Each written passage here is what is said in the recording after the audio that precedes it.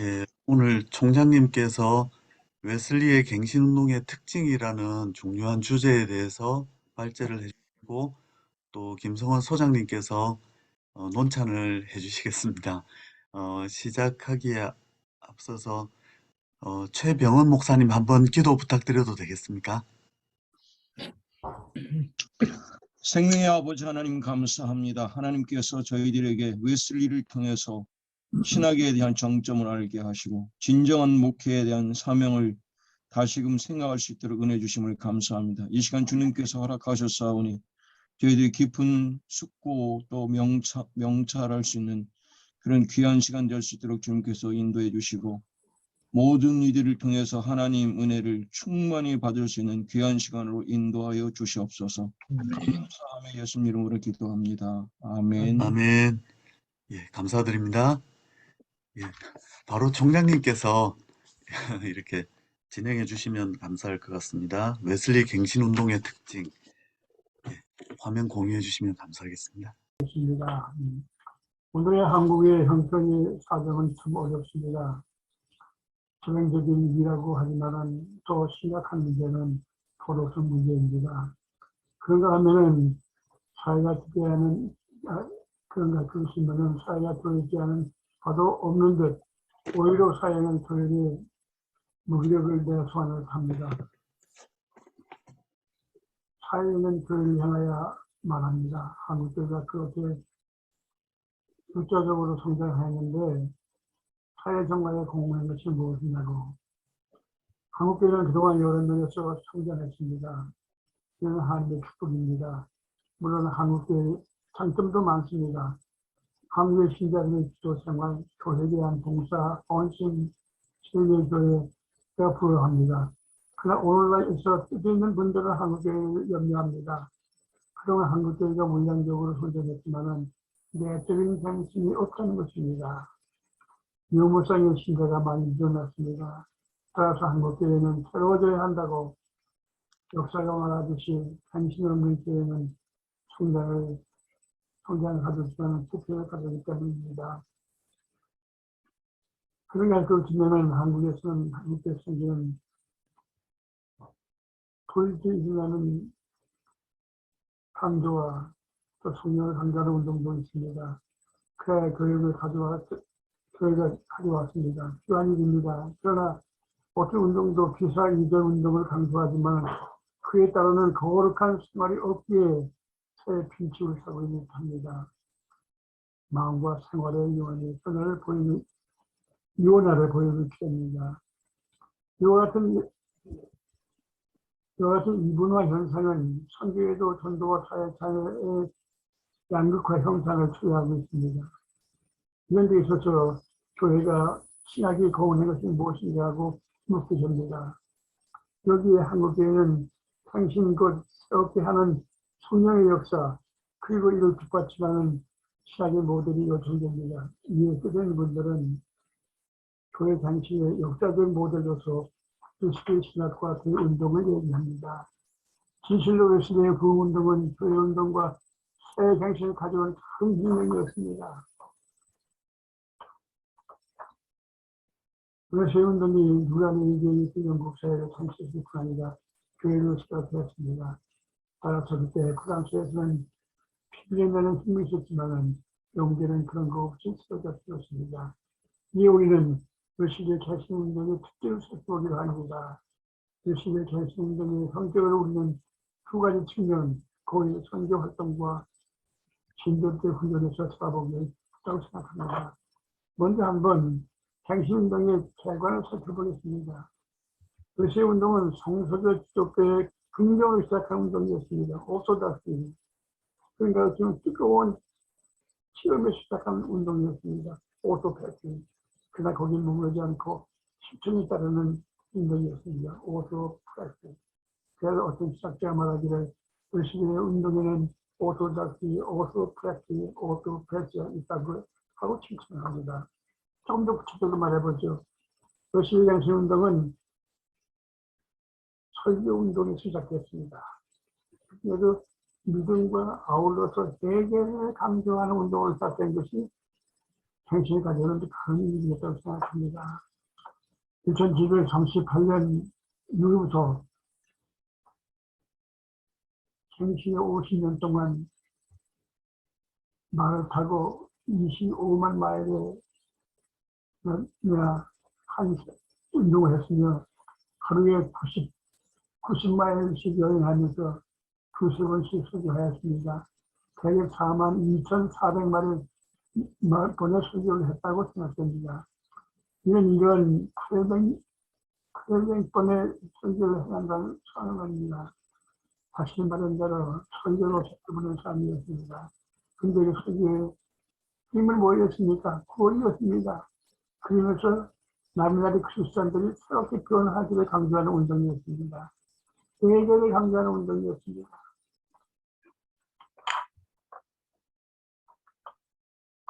사실에서는 1920년부터 시작된 그 초기의 설교 사역에서는 예배를 별로 강조하지 않았습니다. 그때 설교를 듣는 사람들이 이미 신자인 줄 알고 그들에게 설교할 필요가 없다고 생각했던 것이었습니다. 그러나 1738년 이후에 그의 설교는 처음으로부터 마지막까지 그리스도가 그리스도의 중심이 되어서 그 내용은 하나님 나라가 가까워서 얘기하고 복음을 전하는 것이었습니다. 그랬더니 그는 말하기를 마른 풀이 붙듯이 복음의 운동이 일어났다고 얘기합니다. 또한 사회로 정화되는 것이었습니다. 사회 부패는 그건 근본 원인이 죄이기 때문이었습니다. 이래로 거듭나는 역사에 있는 것에는 변화가 됩니다. 오늘 한국교회 인류를 하러 생각해 봅시다. 예배를 강조하는 설교가 서럽다고 생각됩니다. 예배 없는 사회, 죄에서 용서를 받지 않는 무슨 비밀을 가질 수밖에 없습니다. 교회는 죄인을 거듭나게 하는 하나님의 사역을 유지해야만 합니다. 우리가 아는 대로 1907년에 한국에서 일어났던 행복운동은 그 예배를 강조하는 운동이었습니다. 그런데 최근에 이어서 한국교회 강당에서 예배에 관한 설교를 계속적인 축복에 관한 설교로 폐하하고 있는 듯합니다. 이것이 한국교회의 숫자가 감소하면서 영적 신뢰가 일어나지 않는 이유입니다. 그러면 이런 문제를 어떻게 해결할 것인가? 여기에 우리는 예배를 강조하는 전도 메시지를 뒷받침하는 외식의 신학이 기막하게 됩니다. 루터 신학자 홀전이 말한 대로 외식의 설교가 그렇게 효과가 되었던 것은 그의 메시지 뒤에는 건설적인 신학이 있었기 때문이라고 말했습니다. 외식은 가진 지혜가 말하는 이해정론 때문에 거듭나기 위해서 회개한 말을 하지 않습니다. 그러나 외식은 회개하고 예수를 믿으라고 강조했던 것입니다.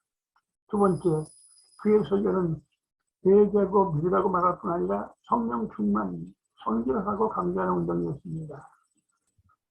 성결, 예수의 설교의 중심이었습니다. 한국교회 설교에서 성결을 강조하는 것이 얼마나 의미있다 생각하게 됩니다. 종교개혁대학의 구원에서 믿음을 강조했습니다. 좋은 일이죠. 그러나 지나치게 강조한 나무가 만든 것에 루터가 시인했듯이 율법 무용론, 또 법을 지킬 필요 없다는 그런 안티노미아니즘에 빠진 경우가 있었죠. 여기에서는 거듭났지만도 계속해서 얘기해야 한다고 강조했습니다. 더 나아서 말하기를 성결한 사람도 성결을 유지하기 위해서는 내일적인 죄를 회개하고 믿어야 된다고 말하고 또 서로 가면서 인간이 영향성이기 때문에 늘 타락하고 죄가 있다고 모르지만 계속해서 회개하고 믿음으로써 유지해야 한다고 강조했습니다. 그러니까 예수의 설교에는 회개가 강조되었던 것입니다. 그 강조하는 성결은 그 내용이 아니었습니다. Love excluding sin, 죄를 내몰고 사랑으로 가르치는 것. 그러니까 이제 그가 강조하는 성령 충만, 그가 강조하는 성결은 생활로 연결된 것입니다. 다시 말해서 고리스틱한 선교의 동기와 근거를 두었습니다. 그러기에 다섯 번째로 그의 선교 활동은 사회를 변화시키는 운동에 참여하는 것이었습니다. 제가 지금 12편 넘어갔습니다. 그래서 사회 구호 사업을 했습니다. 인생 사업을 했습니다. 사회 정치에 신뢰했습니다. 특히 노예 문제를 신뢰해서 크게 강조했습니다. 그래서 웨슬리의 선교 활동은 폴리시틱, 아주 정치적인 긍정을 강조하기 시작했습니다. 따라서 마지막으로 그런 때는 이런 운동은 작은 교회 운동을 통해 일어난다고, 다시 말해서 메소디스가 그 사명을 받았기 때문에 성경의 누룩으로서 교회와 큰 교회와 사회를 변화시킬 수 있는 통과된다고 믿어집니다. 그러니까 탄직하게 웨슬리 강조했을 때 기를 강조하되 성경을 강조하되 거기에도 얘기해 내년 말로 넘어갑니다. 교회는 항상 성서적이요 영적인 뿌리로 돌아갈 때 가장 충실한 교회가 되는 것입니다. 그때 교회는 세워집니다. 신들의 뜨거운 신앙이 세울 수 시작해야 됩니다. 이些특징적인 윤리사상이 정거리 훈련은 펜션이 시작한 대로 웨슬리의 오라스 대기의 같은 뜨거운 신앙 시험에서 그 전환점을 찾을 수가 있습니다. 웨슬리는 그런 체험이 있기 전에는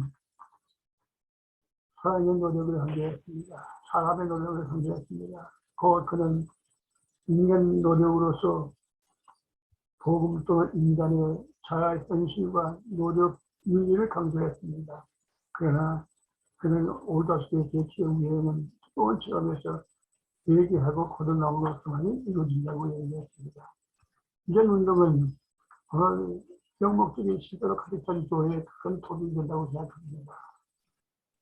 얘기를 강조하는 전도, 얘기를 강조하는 성실운동, 지상적인 일어나는 놀라운 성령의 운동, 이것이 결국 영국 사회를 새롭게 하는 운동들이 됐다고 생각하고 있습니다. 감사합니다. 네, 감사합니다. 또 보완이나 또 이런 설명들을 김성훈 교수님께서 논찬을 통해서 좀 더 보완해 주시고 또 더 잘 알 수 있도록 도움 주시면 감사하겠습니다. 예, 알겠습니다. 우리 총장님께서 논찬자가 좀 더 잘 요약을 해보라고 아마 시간을 주신 것 같습니다.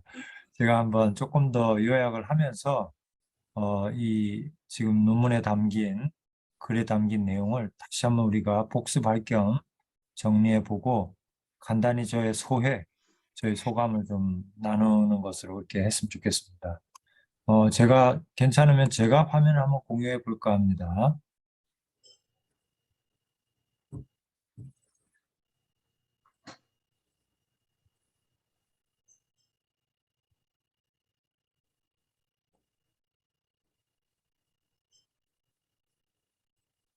보이시지요?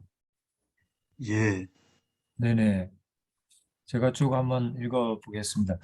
우리 명예 총장님의 웨슬리의 갱신 운동의 특징 이 글은 웨슬리가 주도한 부흥 운동의 개혁적인 그런 특징을 아주 잘 간결하게 명확하게 요약해 주고 있다고 생각하고요. 우리 총장님의 평가는 웨슬리의 교회 개혁 운동이 곧 사회 개혁 운동이자 또한 혁명이었다라고 평가를 하고 계세요. 그래서 여기서 우리는 표 박사님께서 신앙적인 부흥 운동을 곧 교회 개혁 운동이라고 생각함을 이제 알 수가 있더라고요. 그래서 제목 자체가 그 웨슬리의 갱신 운동이라고 말씀하셨는데 그것을 참 인상 깊게 읽었고요. 웨슬리가 25만 마일에 달하는 그런 먼 거리를 말을 타고 51년 동안 사역하면서 약 4만 번 이상의 설교했다는 것을 말씀해 주시면서 이 메시지들이 가지고 있는 특징으로서 성서적 구원을 담고 있었다라고 이렇게 말씀을 해주고 계십니다. 그리고 이 메시지의 특징, 그 웨슬리 운동의 특징으로서 올바른 교리, 올바른 체험, 올바른 실천이라고 하는 세 가지 특징을 들으셨는데 어떻게 보면은 정말 균형 있는 빠짐이 없는 설교였고 그리고 사역이었다 이렇게 말씀하시는 것 같습니다. 그 다음에 나오는 내용들을 보면은 제 생각에는 9가지 이상으로 이렇게 좀 다시 한번 요약이 가능할 것 같다는 생각이 드는데요. 첫 번째로 웨슬리의 메시지와 웨슬리 운동은 하나님의 은혜를 강조했다는 사실입니다. 그래서 일부 사람들은 웨슬리를 잘 모르는 분들은 웨슬리가 인간의 책임이나 응답을 강조하는 걸 놓고 웨슬리가 조금 더 인본주의적이거나 그래서 자유주의적인 것이 아닌가 이렇게 오해하는 분들도 있습니다. 실제로 많은 개혁주의 목사님들이 그렇게 비판을 합니다. 그러나 이것은 저도 이렇게 보니까 오해고요. 전적으로 웨슬리는 하나님의 은혜로 성화 구원이 이루어진다라는 것을 분명하게 밝히고 있고요. 둘째로 웨슬리 메시지 운동은 청중들에게 회개와 믿음을 호소했다라는 것을 말씀하십니다. 여기서 중요한 것은 뭐냐면 회개와 믿음을 요구한다라는 것이 매우 정상적인, 지극히 정상적인 성서적 구원의 길이라는 거죠. 그렇지 않습니까? 그래서 마태복음 16장 15절에 때가 찼고 하나님 나라가 가까웠으니 회개하고 복음을 믿어라 라고 하는 예수님의 그 메시지를 웨슬리는 무려 190회나 그의 설교에서 인용하고 있다라고 하는 사실을 조 박사님이 말씀해 주고 계시면서 이제 군데군데에서 조 박사님께서는 한국 교회의 적용점을 제시하시는데 여기에 첫 번째로 이제 그런 말씀을 하시는 겁니다. 그래서 한국 교회에서 오늘날 회개의 메시지가 사라지지 않았니? 이것이 회복되어야 된다는 참된 부흥은 회개를 통해서 명목적인 신자들이 거듭나는 것이 필요하다는 것을 말씀해 주고 계시고요. 세 번째로 웨슬리 메시지와 운동은 당연한 얘기입니다만 성화를 강조했다는 거죠. 그래서 이 믿음이란 사랑으로 역사하는 믿음이다라고 말씀했고 그 다음에 성결의 메시지를 메소디스트에게 맡기신 위대한 기탁물이라고 확신했다는 겁니다. 그래서 웨슬리는 성결을 기독교 그 자체라고 보았다고 말씀하고 있고요.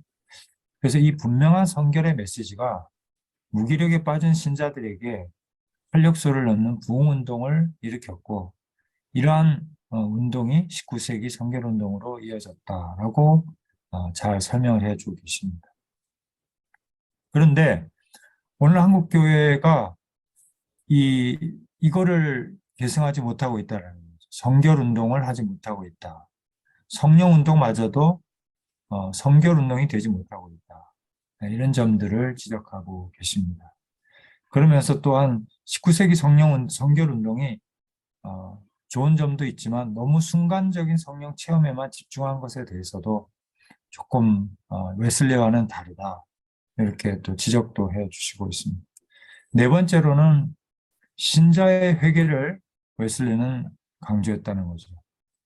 율법주의나 공로주의에 빠진 로마 캐톨릭 교회도 아니고 율법이나 윤리적 실천을 무시했던 모라비안파나 신비주의자들도 아니고 웨슬리는 신자가 점진적으로 성장하는 것을 강조하면서 신자의 회개를 강조했다는 거죠. 은혜로 되어지지만 우리는 지속적으로 그 그리스도의 은혜를 의지하는 회개와 믿음이 필요하다. 이렇게 말씀했다는 것이고 그래서 웨슬리는 앞에서도 조금 말씀을 하셨지만 신자의 회개를 외침으로써 교인들을 깨우치고 교회의 부흥을 가져왔다라는 것입니다.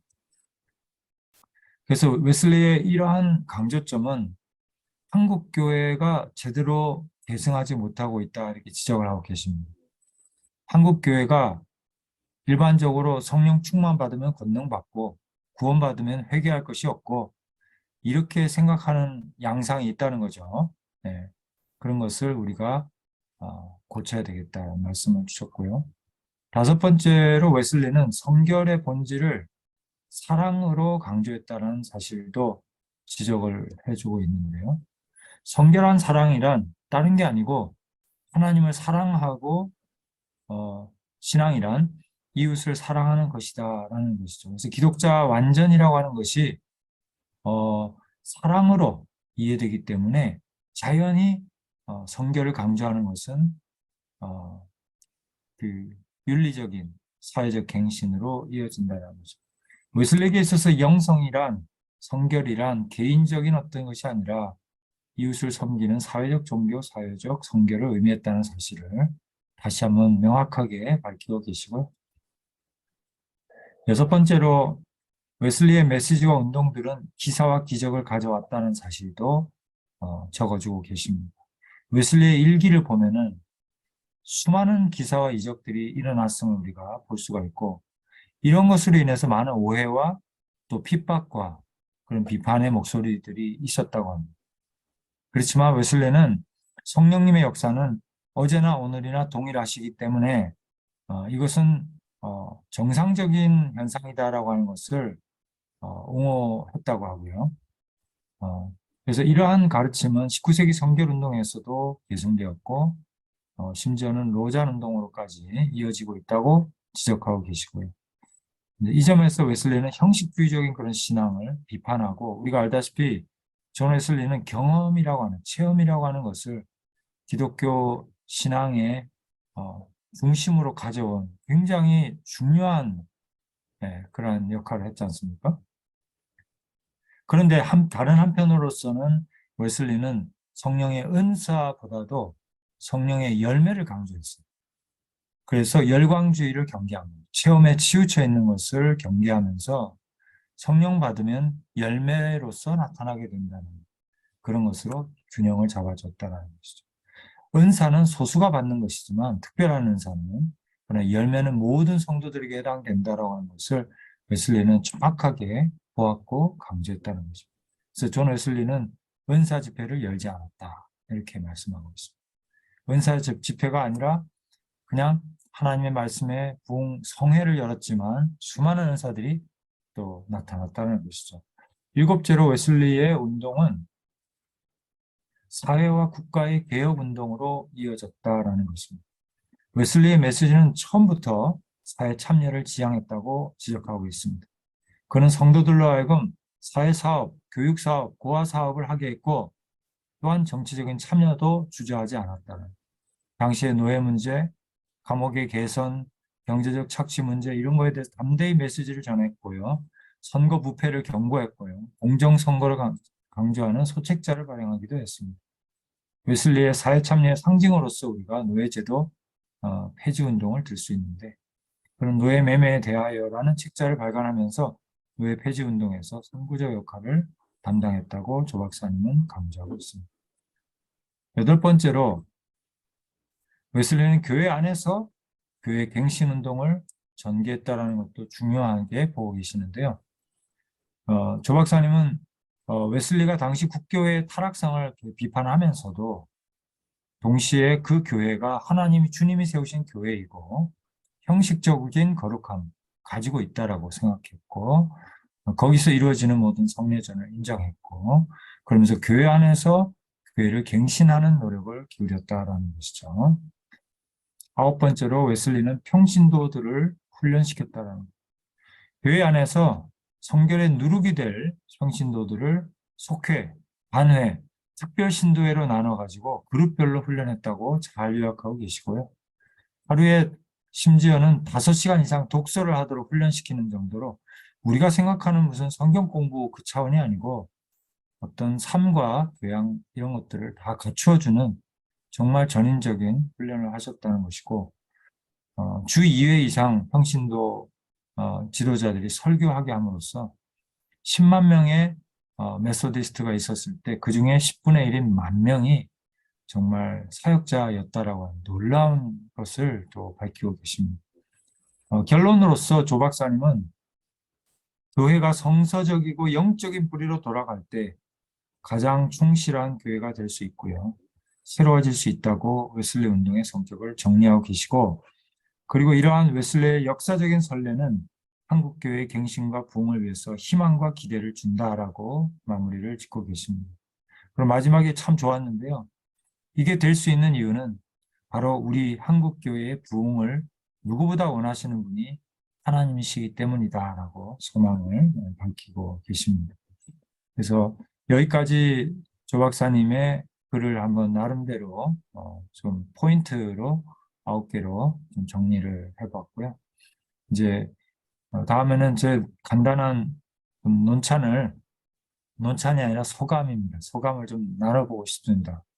저는 이 글 속에서 존 웨슬리 부흥운동이 가진 위대한 특징들을 일목요연하게 볼 수가 있었습니다. 그래서 이처럼 짧은 글에 웨슬리 부흥운동 전체가 가진 특징을 잘 담아주셔서 정말 감사를 드리고, 이거는 뭐 아무나 이렇게 쓸 수 있는 글이 아니기 때문에 정말 오랜 연구의 그 탁월성을 제가 느끼고 감사를 드립니다.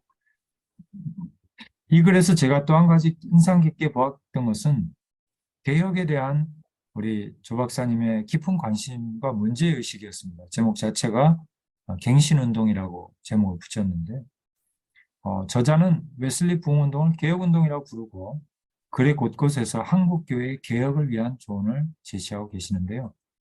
제가 이렇게 생각해 보니까 이것은 웨슬리 운동의 본질을 명확하게 드러내는 탁월한 시각이라고 생각이 됩니다. 웨슬리가 무엇을 지향했던가를 생각해 보면은 성서적 교회, 참된 기독교를 꿈꾸었다는 것을 볼 수가 있습니다. 항상 그런 꿈을 가지고 있었고요. 참된 그리스도인의 삶을 꿈꾸고 있었는데요. 그런데 이것은 곧바로 현실 사회와 교회에 대한 개혁의 꿈으로 연결되는 것을 볼 수가 있습니다. 더구나 이웃 섬김의 실천을 잘 받아온 웨슬리에게 있어서 이러한 현실 개혁은 너무나 당연한 비전이었을 것 같고요. 이것을 가장 상징적으로 잘 보여주는 설교가 존 웨슬리의 성서적인 기독교라는 설교인 것 같습니다.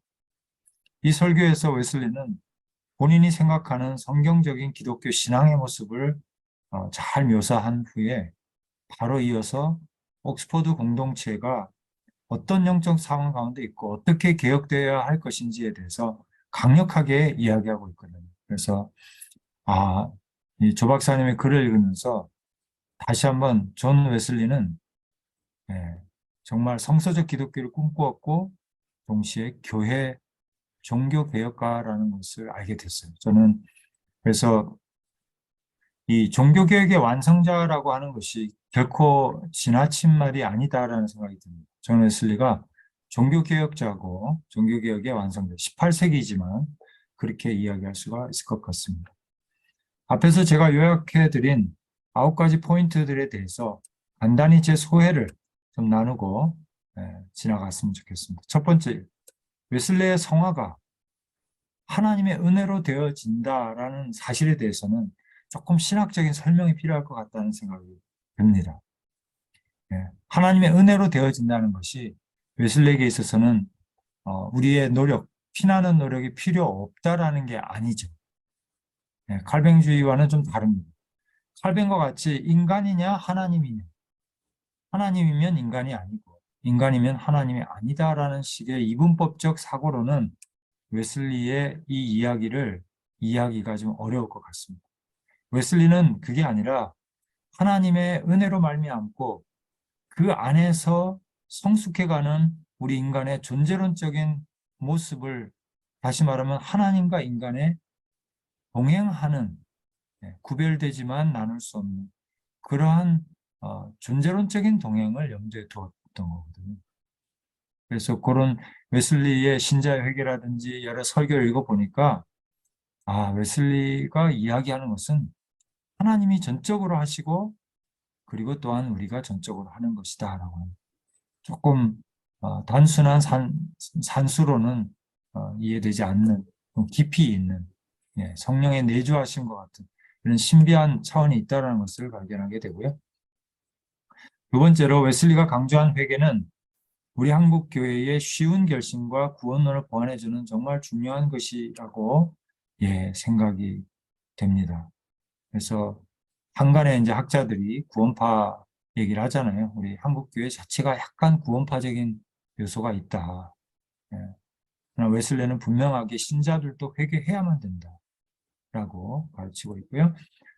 세 번째는 칭의가 구원의 전반부라면 성결은 구원론의 후반부이며 성화는 성결이야말로 기독교 자체라고 강조한 웨슬리의 성결론은 16세기 종교개혁자들의 구원론을 성경적으로 보완해주고 완성시켜주는 것이 아닐 수가 없고 한국교회가 이제는 구원의 후반부에 대해서 가르치고 설교해야 될 시대적인 사명이 있다고 생각합니다.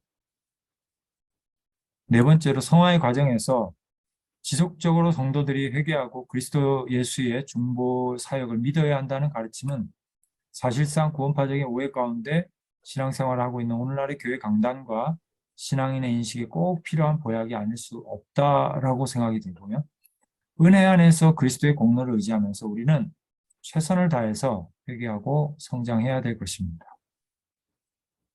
다섯 번째로 성결을 고독한 종교성이 아니라 사랑으로 이해한 웨슬리의 성경적인 탁견은 오늘 많은 신학자들이 주목하고 있습니다. 여기에서 우리는 우리 시대에 가야 될 성결론의 길을 보게 되는 것 같습니다. 성결이 소극적인 어떤 세상으로부터의 분리나 구별에 그치는 것이 아니라 교제와 섬김의 길이다라고 하는 하나님과의 교제, 그리고 세상을 섬김이라고 하는 사실을 확인하게 됩니다.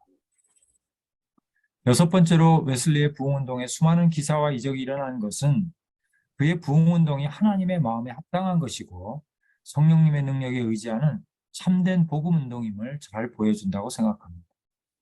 웨슬리의 성서적 이 기독교의 비전과 성결 복음이 오늘에 외쳐진다면 하나님께서는 우리의 운동에도 이와 같이 기사와 이적으로 역사해 주실 것을 기대하게 됩니다. 일곱 번째로 웨슬리에게 있어서 성과 속, 종교와 정치의 분리는 없었고요. 그의 운동이 이웃사랑과 하나님 나라의 확장을 위해서 처음부터 사회 참여를 시도했고 그 결과 사회와 역사의 변화를 가져왔다는 이 사실은 오늘날 한국교회가 가지고 있는 잘못된 이분법적인 사고와 개인주의적인 성결론의 한계를 고쳐준다고 생각합니다. 오늘날 복음주의 대부분 교회들이 이 사회적 이슈나 정치에 대해서 침묵하고 있습니다. 잘못된 신학적인 생각을 가지고 있는 것이죠. 그 다음에 여덟 번째로 웨슬리가 기존 교회를 존중하면서 개혁운동을 전개한 것은 그의 인격적인 신앙적인 성숙함을 잘 보여준다고 생각합니다. 정말 그렇게 기존 교단이 핍박할 때 그를 따르는 많은 무리가 있었을 때 얼마든지 본인이 앞장서서 새로운 교단 창설할 수 있었을 거라고 생각이 됩니다. 그러나 웨슬리는 그렇게 하지 않고 끝까지 그 교단에 소속되어서 사역하려고 노력했다고 합니다. 오늘날 개혁을 외치는 많은 사람들에게서 부족한 것이 사랑임을 우리는 느낄 때가 많습니다. 그런데 사랑의 비전이 없는 이런 개혁은 많은 사람을 다치게 할 뿐만 아니라 결국은 그 결과물이 좋지가 않습니다. 반면 웨슬리는 끝까지 기존 교회 안에서 교회를 갱신하려는 사랑의 비전을 내려놓지 않았다는 것이 참 위대하다라고 생각이 되고요. 웨슬리가 아홉 번째로 마지막으로 웨슬리가 평신도를 속으로 훈련시킨 것은 대중목회와 설교목회에 젖어있는 한국교회에 너무나 필요한 성경적인 사역 방법이 아닐 수 없다고 생각이 되고요.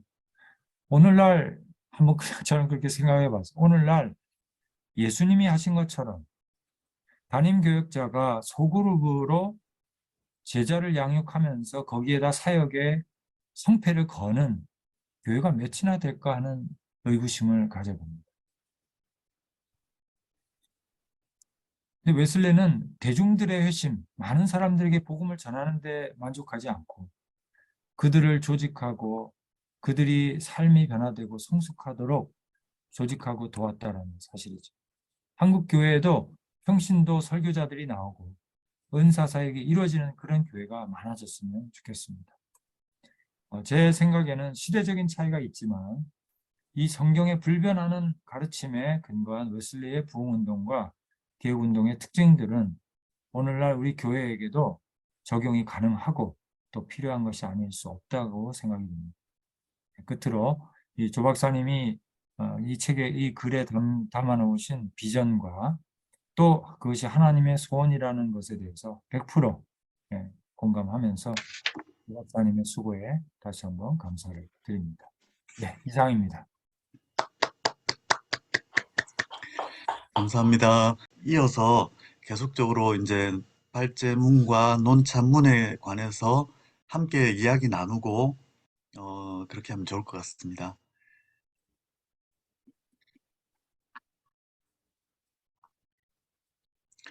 저는 이제 조중남 명예총장님도 그렇지만 이제 웨슬리 신학 연구소장이신 김성원 교수님의 이 넓은 안목이 이렇게 전체를 이렇게 글 속에 어, 웨슬리 부운동 특징과 또 지금 한국 교회의 모습과 우리가 어떤 방향으로 나가야 될지에 대한 그런 면을 참 잘 제시해 주신 것 같아가지고 예, 오늘 이 모임이 참 또 귀중하게 느껴집니다.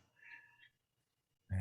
제가 이 글을 읽으면서 지난번에 성서적 기독교 설교를 읽으면서도 제가 좀 느꼈지만 확실하게 성결운동은 그 초대교회 혹은 성서적 기독교 회복 운동이고 성경적인 구원론이죠. 그리고 동시에 종교 개혁이다. 그래서 우리 웨슬리안들은 이 교회 개혁 운동 하는 사람들이구나 하는 정체성을 좀 보게 된 것 같아요. 예. 성경적인 비전이 있으니까 현실이 보이는 거죠. 예. 그래서 조 박사님이 그래서 이렇게 말씀하신 것처럼 나도 이제 종교개혁가가 조금 좀 해봐야 되지 않나 뭐 이런 생각을 진짜 하게 되는 것 같습니다.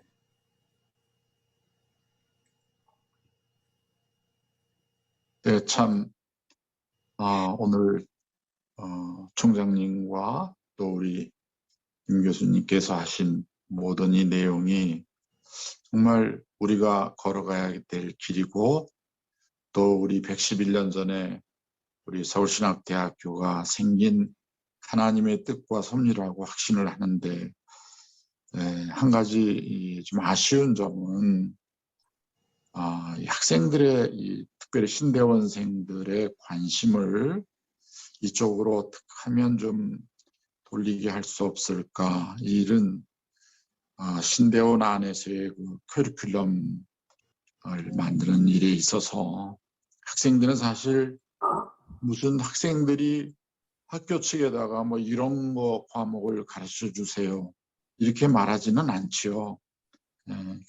교수님들께서 이제 일방적으로 어떤 과목들을 이런 걸 선정해서 이제 하는데 믿음은 들음에서 난다고 우리 신학과 정도는 좀 몰라도 대학원 전체에서 좀 이런 그 웨슬레적이고 또 이런 면에 과목들을 좀 필수 과목으로 두고 그리고 참 그런 그 운동이 일어난다면 얼마든지 오늘 우리 총장님이 정리하시고 또 우리 김 교수님께서 정리하신 그런 내용들이 미래의 목회를 이제 성결교회를 책임지고 갈 신대원생들을 통해서 일어날 수 있다고 생각을 합니다.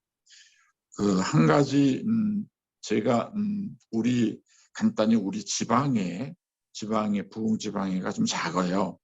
38개 교회가 있는데 그 38개 교회의 목사님 전도사님들과 한 1년 동안 이 웨슬리적인 목회에 대해서 공부하고 또 이렇게 실습도 하고 이렇게 해봤어요. 해봤는데 역시 쉬운 게 아니더라고요. 이미 머릿속에 신학교 때부터 그랬는지는 모르지만은 이름은 성결교회고 이름은 성결교단 목사님이시지만은 목회하는 여러 가지 내용들은 반칼빈주의 지식으로 교리라든가 성서 해석이라든가 뭐 설교 내용이라든가 또 전도의 그런 그 정의라든가 그렇게 너무 굳어져 있어가지고 목사님들을 모시고 이 일을 바꿔보려고 나름대로는 애를 써봤는데 쉽지 않더라고요. 물론 전혀 아닌 건 아니에요. 뜻 있는 목사님들이 계십니다. 그래서 그런 면을 생각하면서 우리 신대원 안에 2023년도 커리큘럼 속에서 좀 이런 웨슬리의 부흥운동 이런 것들이 좀 많이 이렇게 강조됐으면 좋겠습니다. 네, 이상입니다. 아유, 감사합니다. 역설적으로 들리지만 그래서 이 작은 모임이 웨슬리 신학연구소의 사역이 중요하다는 생각이 듭니다. 그래서 감사한 것은 이제 서울신학대학의 이런 생각을 하는 분들이 총장님을 비롯해서 몇 분이 있기 때문에 이제 커리큘럼 교과 과정은 뭐 갑자기 바꾸기는 어려운 부분이 있는데 이렇게 해마다 할 수 있는 건 아닌데 반드시 그 부분이 이렇게 반영되고 이런 웨슬리의 성결 신학이 웨슬리의 사역이 잘 가르쳐질 수 있는 쪽으로 하도록 그렇게 하겠습니다. 네, 맨. 또 다른 분 이렇게 발표 들으시면서 하실 말씀, 코멘트나 좀 나누실 말씀 해주시면 감사하겠습니다.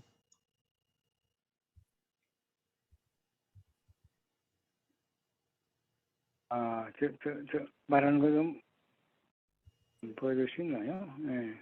예, 들립니다.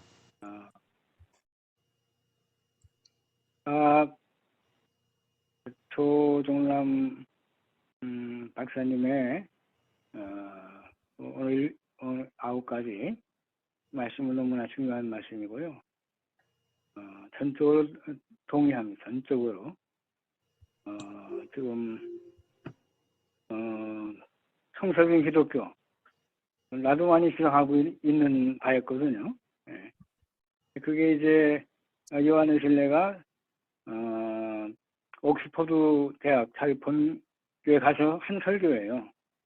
그러니까 그 당시 많은 사람들이 그 신학적인 그런 사고, 그 당시에는 이제 20년이죠. 그런 사고에 많이 젖어 있는 거를 요한의 신뢰는 성서로 들어가자. 이제 그런 얘기죠. 성서의 기독교를 믿자. 거기 보니까 회개도 있고, 거기 보니까 뭐 거듭남도 있고, 성화도 있고, 다 성서 속에 있는 거란 말이에요. 일반 철학 속에 있는 게 아니라. 오늘날도 그런 우리 신학 자체가 지금 자유주의 신학 영향 많잖아요. 지금 뭐 해외 나가서 자유주의 신학 공부한다.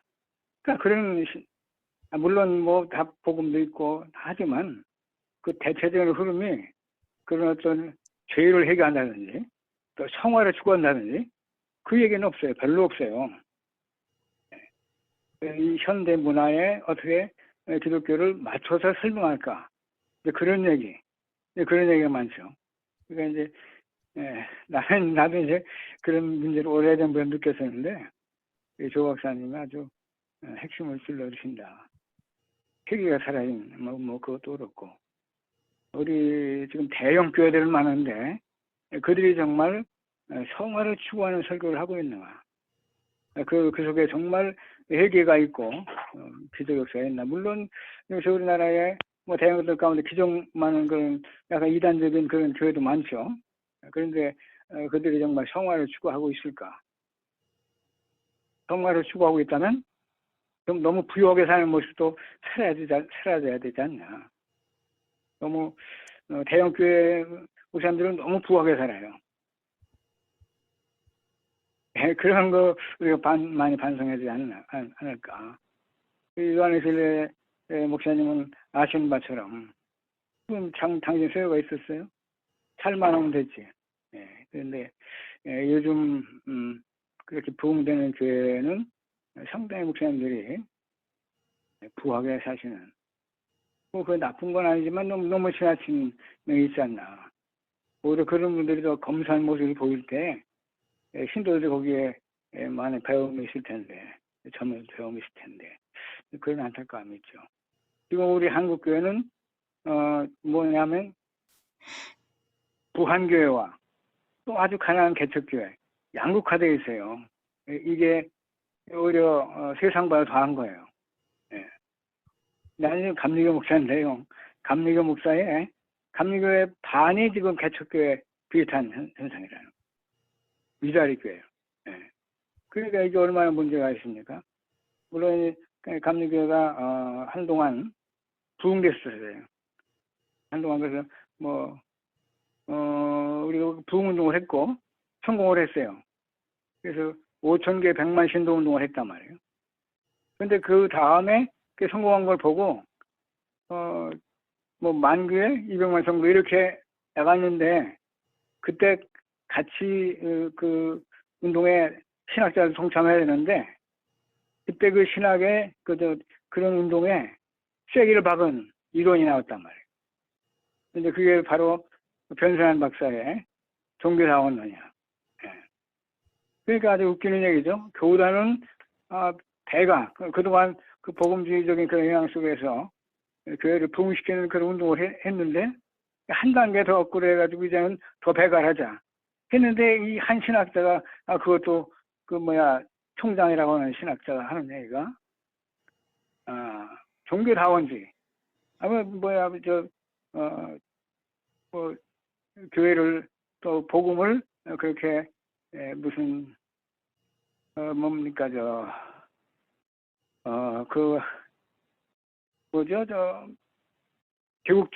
제국주의적인 그런 선교를 할 필요가 있느냐 해서 되느냐 뭐 그런 얘기 했단 말이에요. 그러니까 그게 참 어처구니 없는. 그런데 그게 그분의 한 사람의 얘기가 아니라 WCC 얘기란 말이에요. 전 세계적인 교회의 모임체가 그런 방향으로 나가고 있단 말이에요. 그러니까 이게 뭡니까 이게? 그러니까 이제 그리고 또 우리 이제 감리교 신학교에 이제 그런 교수들이 또 자리 잡고 이제 변 박사님의 그 제자들 교육되는 사람들이 전부 자리 잡고 계속 그런 얘기 하고 있었고 말이에요. 그리고 신학교가 이거 무슨 그 공산주의 기르는 것처럼 뭐 그런 식의 그 정치 신학을 많이 강의하고 그런 모습을 뭐 성도들과 조금 다를 거예요. 하여튼 그런 모습을 보고 야 이거 큰일 났다. 웨슬레를 찾아야 되는데 웨슬레적인 건 뭐로 취급하냐면 그거는 뭐죠? 뭐 원리주의니 뭐 이런 거 뭐 그런 식으로 취급한단 말이에요. 근데 이게 얼마나 웃기는 얘기예요. 성경은 바로 예수님의 그 동정의 탄생으로부터 시작해가지고 이제 그 십자가의 대속의 진리 그리고 뭐 부활과 재림 이게 성경의 핵심인데 그 얘기는 다 지금 자유주의에서 그 얘기 다 부정하고 있어요. 그러니까 지금 기독교가 사라진 기독교가 사라진 기독교예요. 기독교의 종교 계획자들이 찾은 그 기독교 그 완성한 우리 웨슬레.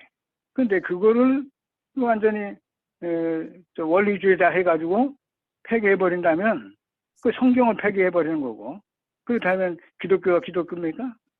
그러니까 이제 지금 조 박사님이 말씀하신 대로 성서적인 기독교, 성경이 가르친 기독교 그거 찾아야 되는 거예요.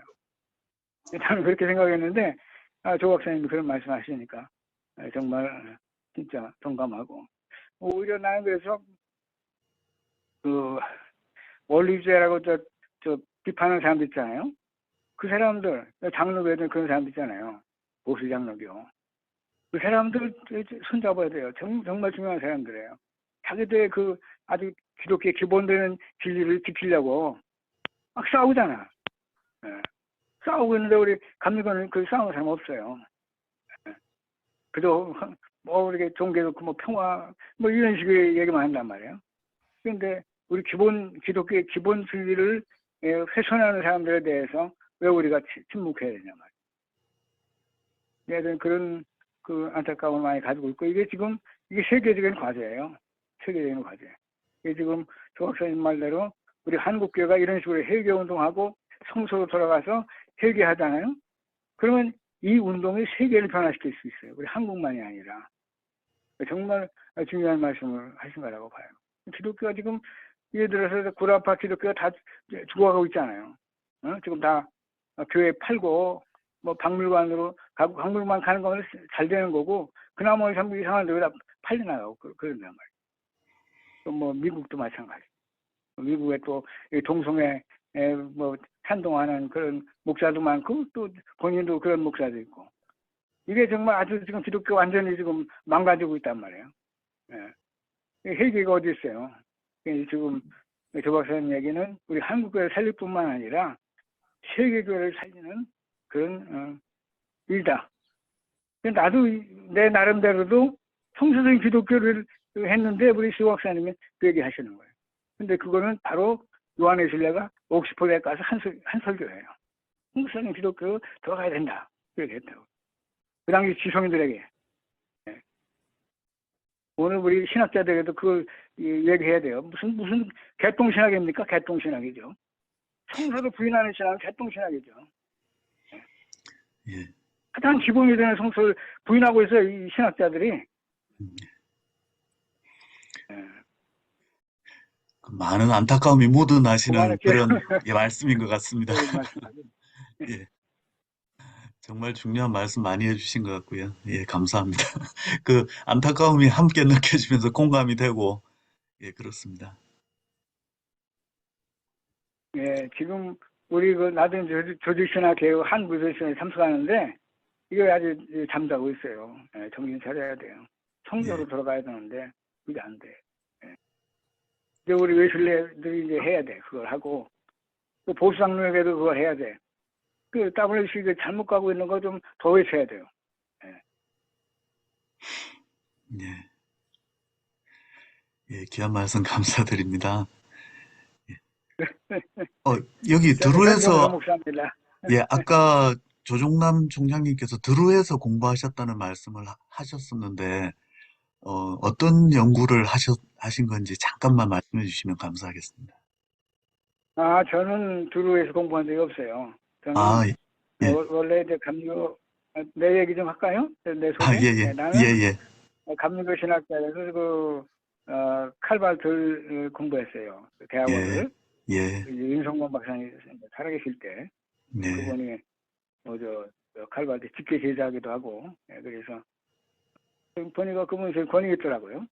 권위 있고 그래서 그분한테 배웠고 그 다음에는 내가 좀 보수적인 신학 좀 하고 싶다. 이거 너무 메마르니까 이 칼바트의 신학도 상당히 이론적이에요.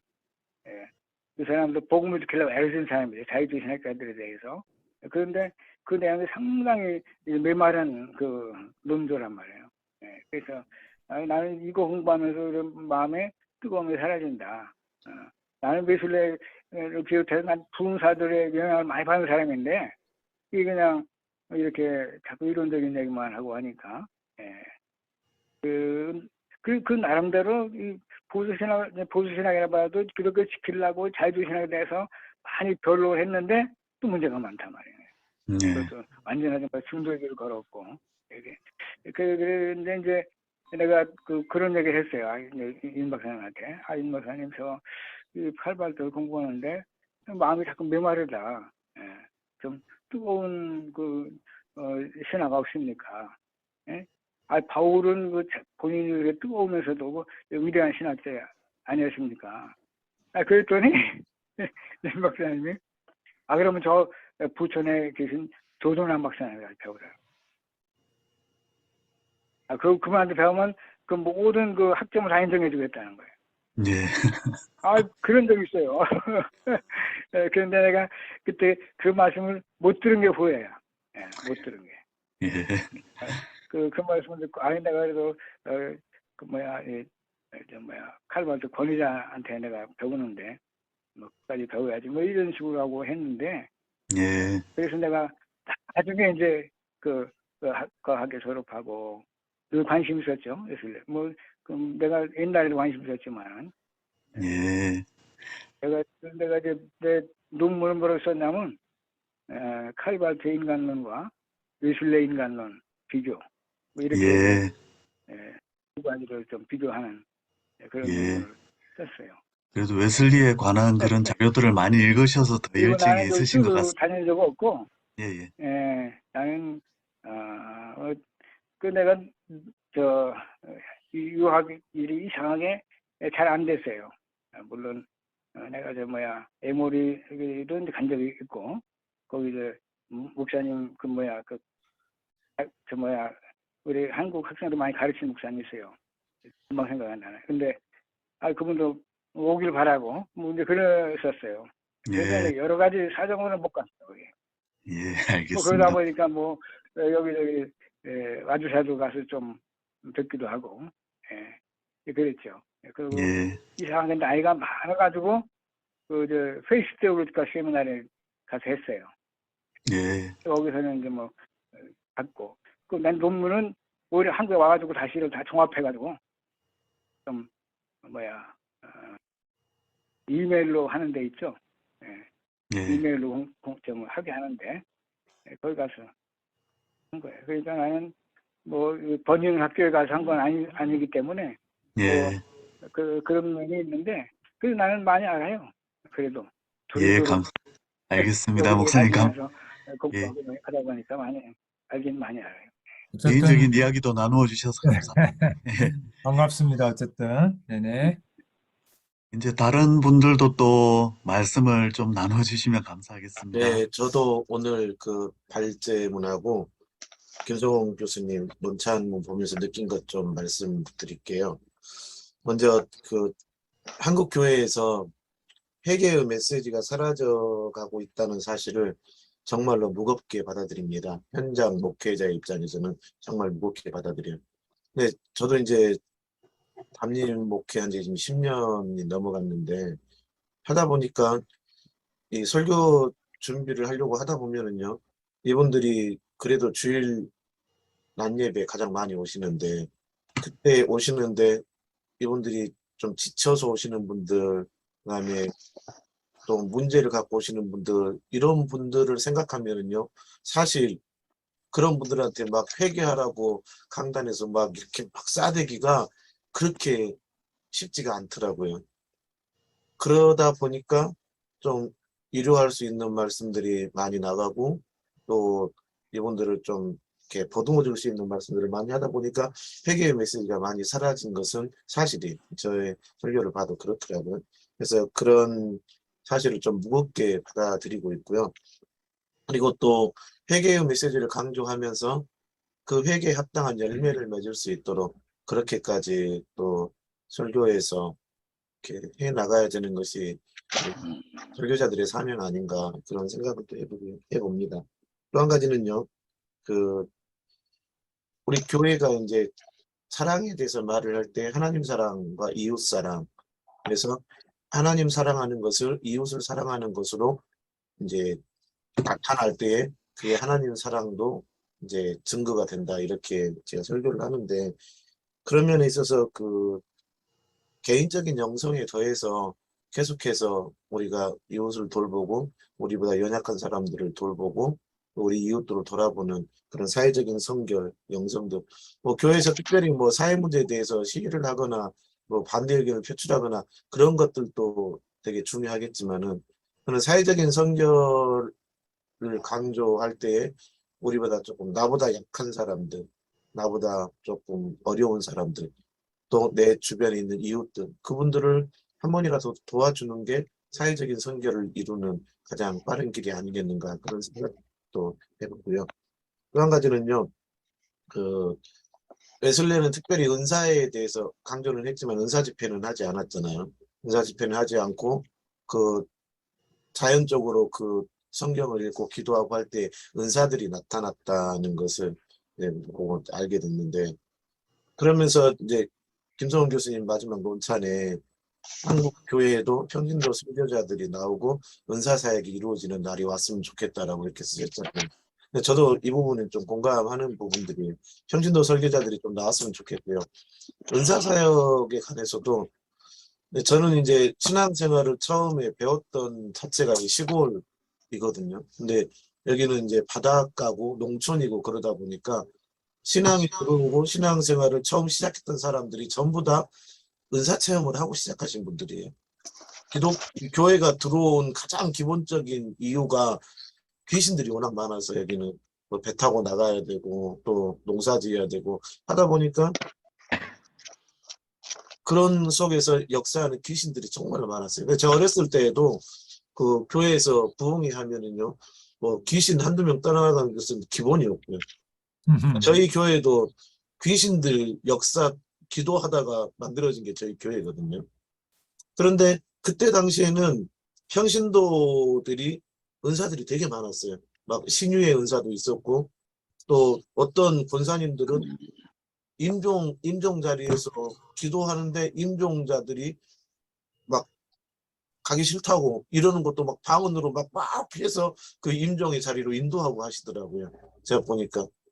저희 외할머니도 돌아가실 때 막 왜 가야 되냐 가기 싫다. 저희 외할머니도 집사님이셨는데 내 옆에서 보는데 어떤 권사님 한 분이 계속 이렇게 기도하고 방언으로 인도하고 이렇게 하면서 편안하게 임종을 맞이하시더라고요. 그걸 보면서 이 교회들의 각자의 은사자들도 많고 또 사역할 수 있는 분들도 많은데 이분들을 제대로 은사를 활용할 수 있도록 교회에서 만들어주지 못했고, 또 한 가지는 그렇게 기도하시고 은사가 많으신 분들이 나중에는 꼭 교회에서 문제를 일으켰다고요.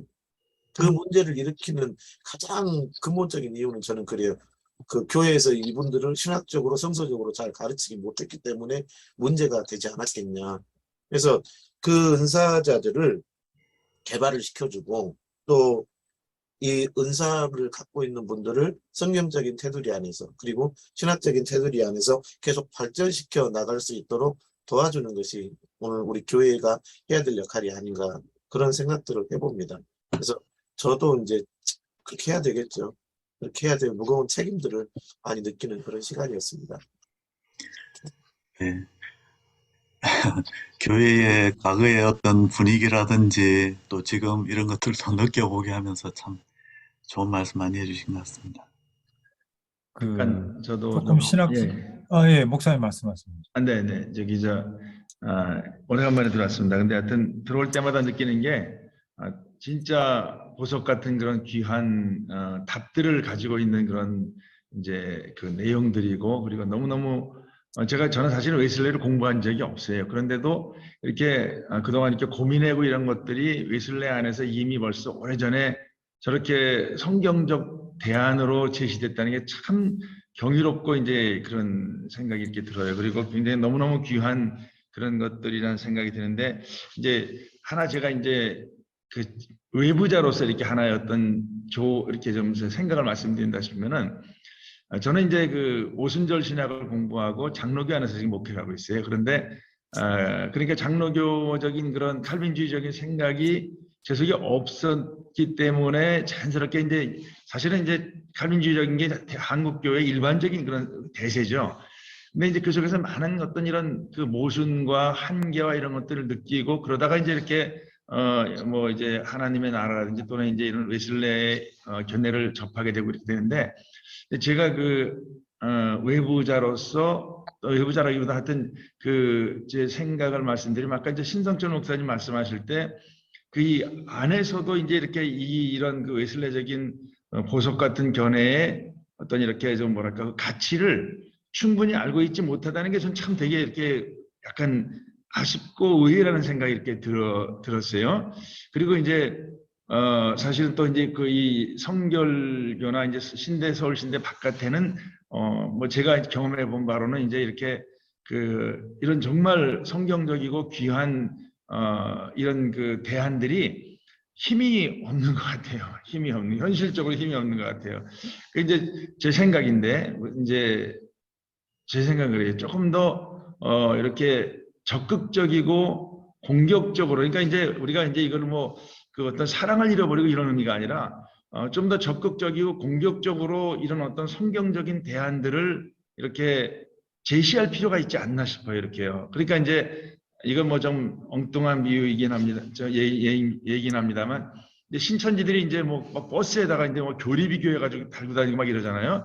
그런데 그 저는 근본적으로 그 이런 웨슬레의 생각과 그 다음에 한국 교회의 대세를 이루고 있는 이런 칼빈주의적인 생각이 엄청난 격차가 있다고 저는 생각을 해요. 저는 그렇게 생각을 하고, 그리고 그 우리 장경 박사님이 그 번역한 그 죄의 올바른 이해를 제가 2번 읽고 이제 다른 분들과 이제 그 책을 이렇게 나누고 있고 이렇게 하고 그러는데, 이런 어떤 차이점들, 그리고 이런 웨슬레의 생각이 지극히 성경적이라는 점들을 조금 더 이렇게 그 이슈별로 해가지고 사람들한테 이걸 다가갈 수 있는 그런 어떤 적극적인 노력이 좀 더 필요하지 않은가 싶어요. 왜 그러냐면은 저는 개인적으로 이제 웨슬레의 생각이라고 말하지는 않지만 성경에서 말하는 그런 웨슬레가 말하는 그런 대안들을 이렇게 조금 더 이거 주변 사람들하고 나누려고 해요. 그런데 이제 그러다 보면은 자연스럽게 관계가 막 좀 이렇게 깨지기도 하고 좀 어려움에 이렇게 좀 뭐 이렇게 하여튼 그런 저항에 부딪히기도 하고 그래요. 근데 이제 그거는 오히려 이제 감사한 일이고 감당해야 될 일이라는 그런 생각이 들어요. 그래서 제가 이제 바깥의 사람으로서 이렇게 가진 생각은 너무나 이렇게 아름답고 좋은 성경적인 대안들을 안에서 조금 더 이렇게 정말 우리 하는 말로 이제 상품화라고 그러잖아요. 이렇게요. 그냥 사람들이 조금 더 받아들일 수 있는 설득력 있는 대안으로서 이렇게 제시를 하는 것을 그런 과정에서 뭐 충돌한다든가 또는 이렇게 뭐 이제 이런 것들을 피하지 말고 저는 그 예수님께서 그 회당이나 가시는 곳마다 이제 병 고치시고 귀신 쫓으실 때 거기에 반드시 반대자들이 있는 거 아시고도 하시잖아요. 그러니까 이제 이게 바로 뭐냐면은 제 생각에는 그 한국 교회를 살릴 뿐만 아니라 교회 안에 머물면서도 생명이 없는 무수히 많은 사람들에게 이제 생명이 다시 흘러가게 하는 그런 어떤 그 피할 수 없는 길이 아닌가 이제 이런 생각이 들고 그리고 이제 늘 이렇게 와서 배우고 그래서 너무 감사한 생각이 듭니다. 예, 이상입니다. 예, 목사님 감사합니다. 하고 있는 일에 대한 격려이기도 하고 또 더 많이 노력해야 될 부분들이 분명히 있는 것 같습니다. 예, 먼저 이렇게 하고 있는 분들이 더 힘을 내서 계속적으로 힘을 모아가고 협력하고 그러면서 해나가야 될 일인 것 같습니다. 목사님 감사드립니다. 예, 목사님 명심하고 뭐 어떻게 합니까? 먼저 보게 된 사람들이 소리를 내야 되고 저도 참 왜 그런지 모르겠는데 19세기 성결 운동을 통해서 이제 우리 성결교회가 만들어졌고 그런데 조금 제가 아쉬운 것은 이 19세기 성결 운동이 가지고 있는 그 뿌리, 신학적 뿌리인 웨슬리의 그 이제 성경적이고 균형 있고 그리고 정말 포괄적인 이런 사역과 이 뭐라 그럴까요? 레거시가 그대로 잘 이렇게 개성이 돼서 왔으면 더 시너지가 났을 것 같은데 이상하게 그 뿌리가 단절되고 조금 그런 것들이 이제 좀 아쉽고요. 그래도 조 박사님 같은 분이 계시고 하니까 우리가 이제 연구소를 통해서 우리 교회 안에 웨슬리가 그랬던 것처럼 우리 성결교단 안에서 또 우리가 이런 성결갱신 운동을 해야 되는 상황이 된 것 같습니다. 제가 한 가지 짧게 좀 말씀드리면은 이제 그 보네포가 미국 가서 배웠던 게 이제 복음은 이제 현실에 대한 이제 답이라고 이렇게 그런 것들을 배워가지고 이제 굉장히 많은 이제 힘이 되었다는 그런 얘기하듯이 지금 이제 한국 교회와 한국 사회가 맞닥뜨리고 있는 정말 심각한 많은 문제들이 있는데 이 문제들을 이렇게 사실은 교회와 신앙인들이 붙들고 씨름해야 될 어떤 의무가 있다고 저는 생각이 들어요. 그러니까 이제 그 문제를 씨름하고 그 문제를 답하다 보면 자연스럽게 이제 여러 가지 이런 지금 대세들과 충돌하거나 대안적인 제시 같은 것들이 조금 더 이렇게 설득 이렇게 좀 더 강력하게 나갈 수 있지 않을까라는 생각도 듭니다. 예. 맞습니다. 그래서 저도 지난번에 코로나에 대해서 코로나 터졌을 때 이제 신학자들이 급하게 좀 모여서 얘기도 하고 이제 뭔가 대안을 찾았는데 어떤 느낌이 드냐면 지금 목사님 말씀하신 것처럼 지금 사실은 한국교회 그 목회자들이 현실적으로 성도님들을 모으고 헌금을 모아서 교회를 운영하고 하나님의 사역을 하는 이런 이제 그 그림으로 되어져 왔는데 코로나가 터지니까 사람도 못 모이고 헌금도 안 모이는 상황이 돼버린 거예요. 그러면서 근본적인 성찰을 하지 않을 수 없는 상황에 교회가 무엇인가, 예배가 무엇인가. 그래서 제가 볼 때는 여기에 담긴 하나님의 어떤 교회 갱신을 위한 어떤 뜻이 계시다는 생각을 하고요. 우리가 어느새 너무 교회당 중심으로 목회자 중심으로 모든 판을 짜놓고 유대교처럼 굴러가고 있었던 게 아닌가 이런 반성. 그래서 이제는 좀 더 구심력 계속 모이기에 힘쓰고 교회로 들어오라고 하고 또 기존의 어떤 목회자들 시스템 속에서 그것이 다 이루어지게 하는 독점적인 그런 것들이 의도한 것은 아닌데 부작용이 많고 그래서 어쩌면 원심력 교회로 이제는 보내는 교회로 가정 안에 있는 교회로 그죠? 그리고 성도님들이 사역자로 소그룹으로 이렇게 가야 되는 교회론적 전환이 필요한 시기인데 이런 얘기를 하면은 지금 너무 힘든 목회자들께서는 그걸 받아들이는 분이 별로 없어요. 교회가 지금 문 닫게 생겼는데 무슨 그런 약간 닥상 공론적인 얘기냐라는 느낌이 있는데 지금 목사님 말씀대로 저는 이게 하나님께서 바라시는 갱신의 방향이 아닌가, 반대쪽이다. 이런 생각을 해봅니다. 한 말씀 올리겠습니다. 그 교회 갱신 운동에 대해서 너무 잘 들었고, 한편으로는 이제 교회 사역을 하면서 다음 세대를 사역하고 있으면서 교회 갱신 운동이라는 말을 듣고서는 좀 한 가지 고민이 되는 것이고, 또 요청을 이제 사역자로서 또 담임 목사님한테 요청을 드리는 그런 부분은 참 모이기에 참 급급하구나 이런 생각도 많이 들고, 아이들을 정말로 생각을 한다고 생각하지만 좀 그러지 그런 부분에서도 많이 변화가 되어야 되겠다 이런 판단이 들었습니다. 요즘 이제 젊은 부모 세대들은 개인의 신앙보다는 오히려 아이들을 어떻게 신앙적으로 잘 키우냐가 더 많이 고민을 하고 계시고, 부모님들이 그 3040 세대들이.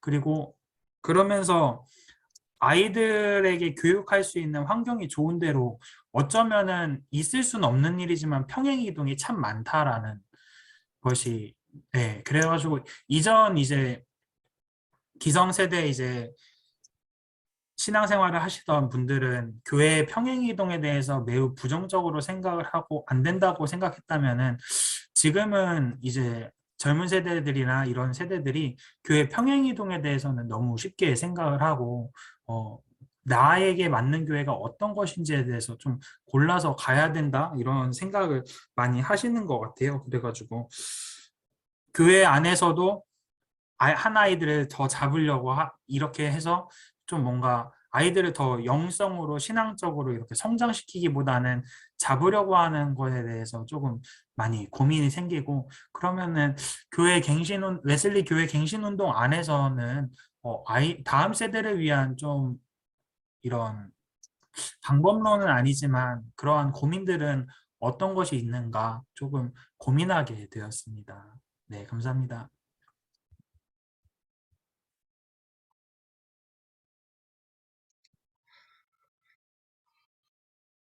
웨슬리 부흥운동 안에서 그 아이들, 길거리의 아이들을 교육하고 신앙으로 교육하고 이런 내용은 봤지만 구체적으로 아이들을 위한 사역을 어떻게 했는지에 대한 연구를 제가 해본 적이 없는 것 같습니다.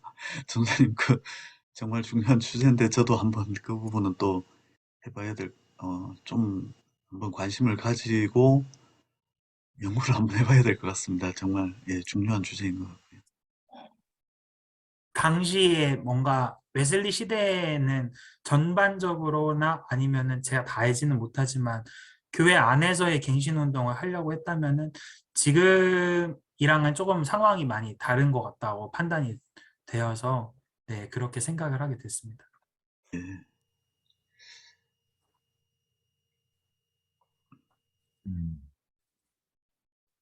근데 아유, 그것과 관련해서 간단하게 좀 코멘트를 드리면, 그것뿐만이 아니라 뭐 저는 사실 지금 장 박사님 말씀한 대로 웨슬리의 어떤 자녀 교육이나 교회 학교에 대해서 뭐 아는 것이 없는데, 이제 한 가지 제가 좀 느끼는 건 뭐냐면, 아까 우리 그 강은택 목사님도 회개 메시지가 쉽지 않다.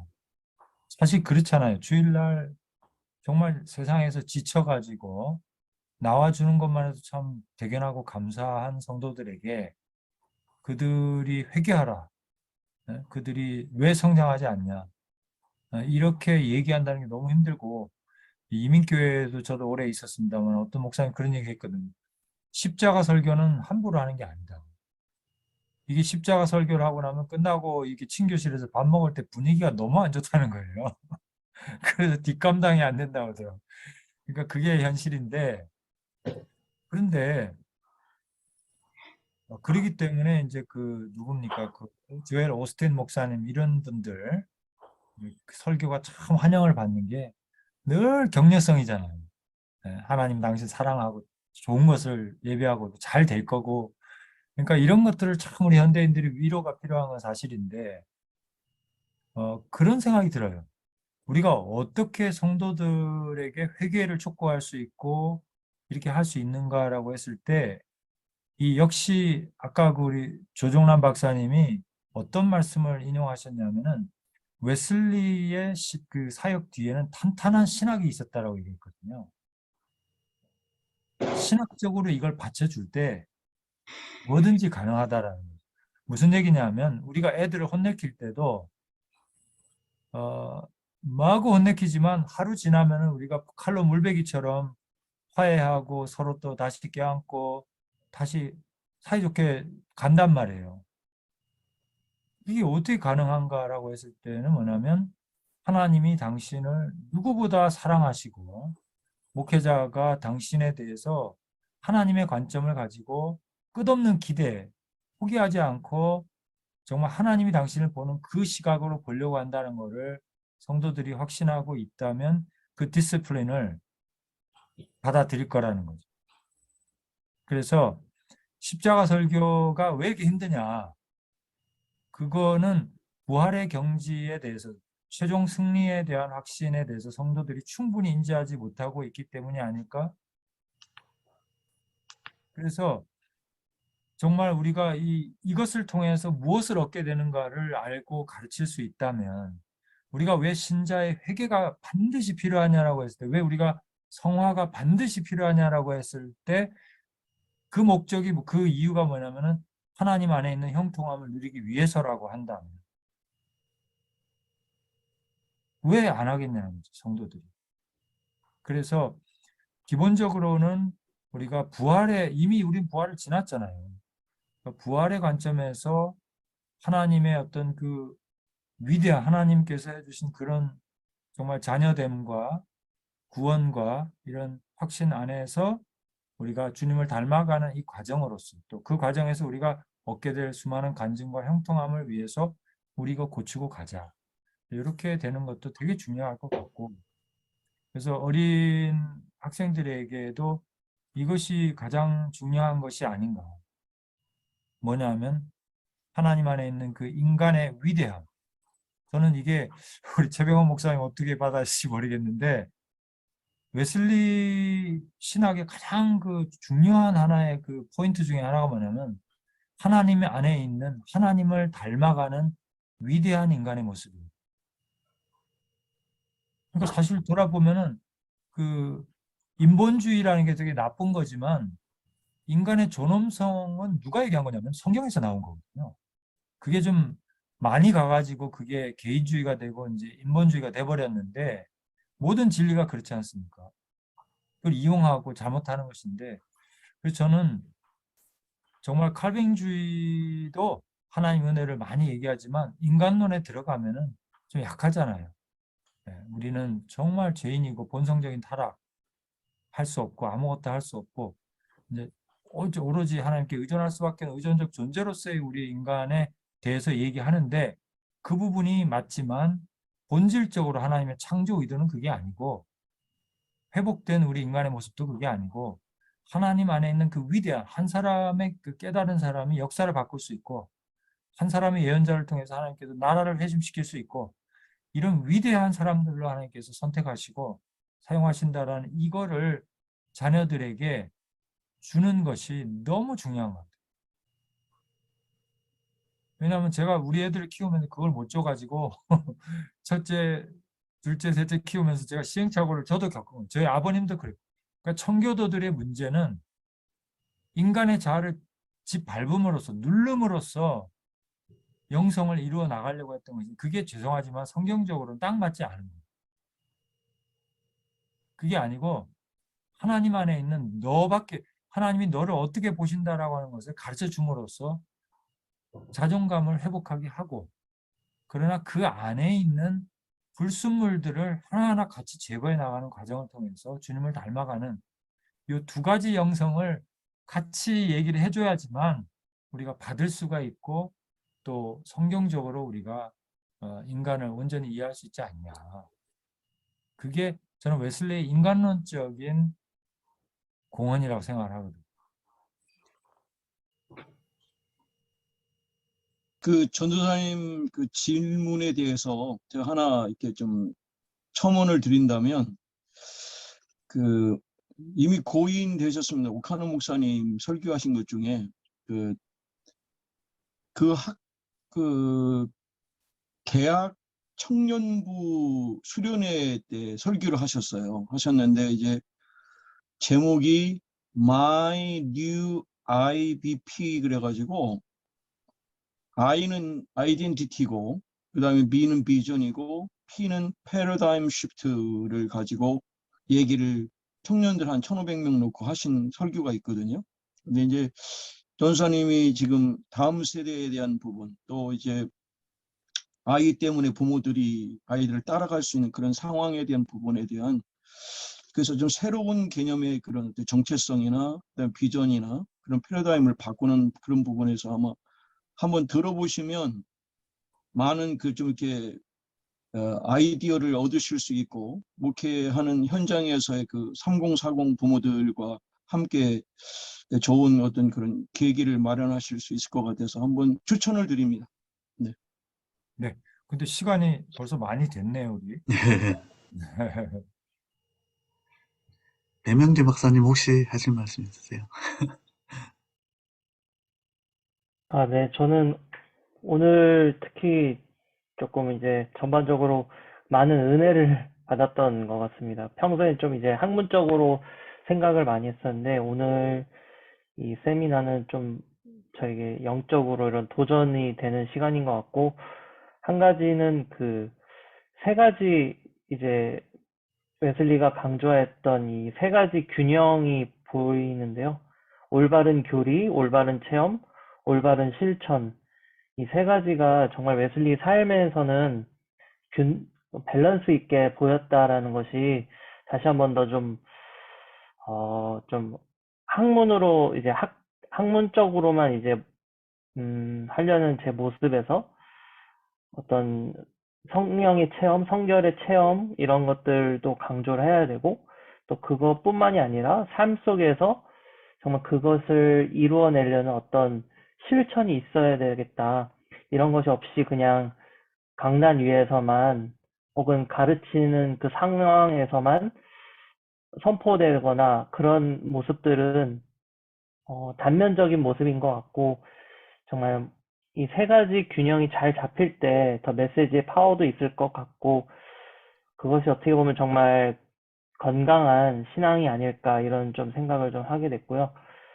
또 감사한 것은 이렇게 또 웨슬리 모임에 정말 웨슬리를 잘 아시고 그런 선배님분들과 함께 이렇게 도움을 날마다 받을 수 있다는 것이 너무나도 감사한 것 같습니다. 이게 뭐 웨슬리 교단들은 많이 있지만 정말 웨슬리에 대해서 이렇게 제대로 아시는 분들은 많이 없더라고요. 저도 이제 뭐 여러 군데 학교 같은 데 돌아다니고 배우고 이러고 보면 단편적으로 웨슬리의 이런 부분들은 알지만 단편적으로만 좀 아는 분들이 많은데 정말 이렇게 균형 잡히고 웨슬리를 통괄적으로 이렇게 전체적으로 다 아시는 분들이 많이 없는데 이 세미나에서 저도 그 몰랐던 부분들을 좀 많이 아는 것 같고 그래서 도움이 되는 것 같아서 늘 감사한 마음입니다. 네, 이상입니다.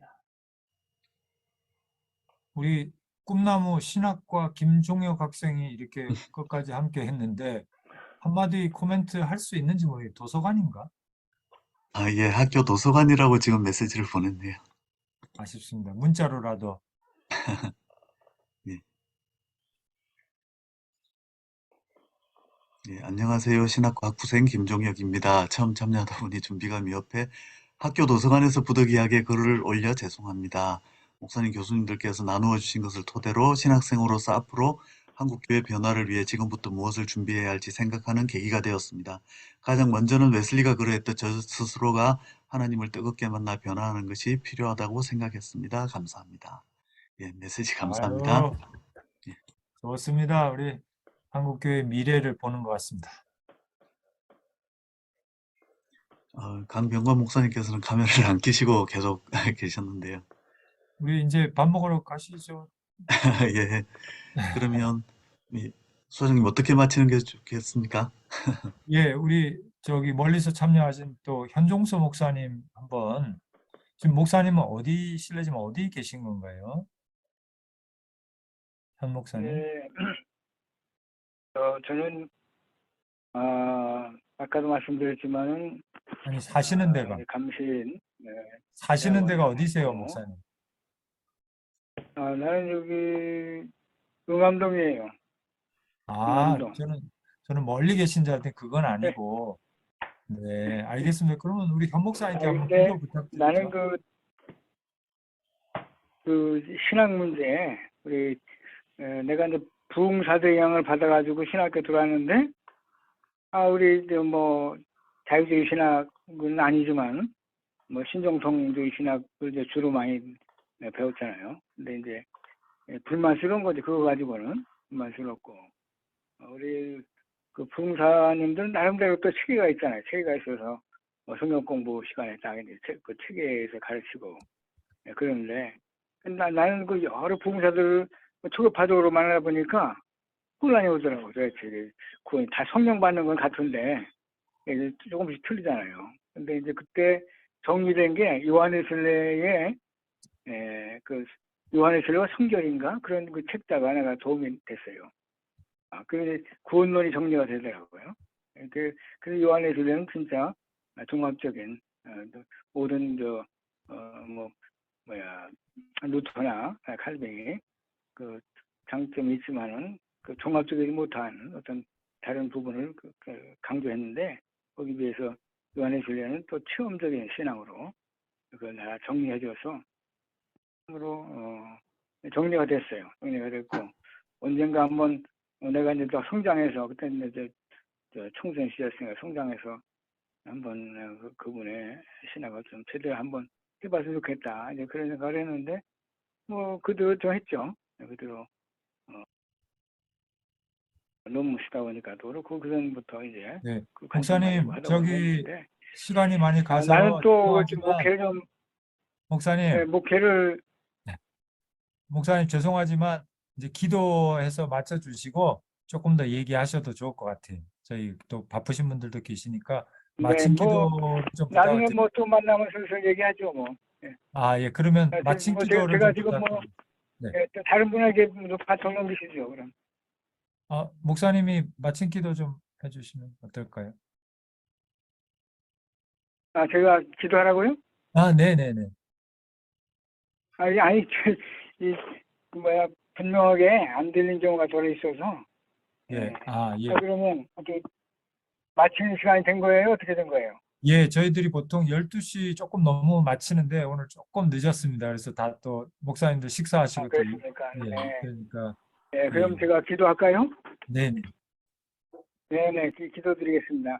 하나님 아버지, 오늘 우리 조 박사님 모시고 또 우리 젊은 신학자들 또 목회자들이 함께 대화하는 좋은 시간을 주셨으니까 너무 감사드립니다. 하나님, 우리 한국교회에 여러 가지 문제가 있고 또 우리 세계교회 문제가 많습니다. 하나님, 우리 한국교회를 들어서 우리 한국뿐만 아니라 아시아 또 다른 뭐 미국이나 유럽에도 영향을 주실 것이라고 하는 그런 예언을 오래전부터 들어왔는데, 하나님 우리 한국교회에 다시 일깨워 주셔서 정말 다시 정말 순수한 기독교의 본질을 지키면서 정말 다시금 부흥되는 그런 우리 한국교회가 되고, 또 우리 다른 우리 복음을 전해줬던 나라에까지도 변화를 시킬 수 있는 그런 역할을 감당하는 우리 한국교회 되게 만들어 주옵소서. 또 우리 신학자들에게 정말 성령의 지혜를 더해주셔서 그들이 정말 신학적으로 이 세계를 선도할 수 있는 그런 학자들이 다 될 수 있도록, 새로운 신학이 우리 한국에서 나올 수 있도록 하나님 도와주시고 인도해 주시기를 원합니다. 하나님 나라를 위하여 더 크게 일하는 귀한 종들로 다 삼아주시고 축복해 주옵소서.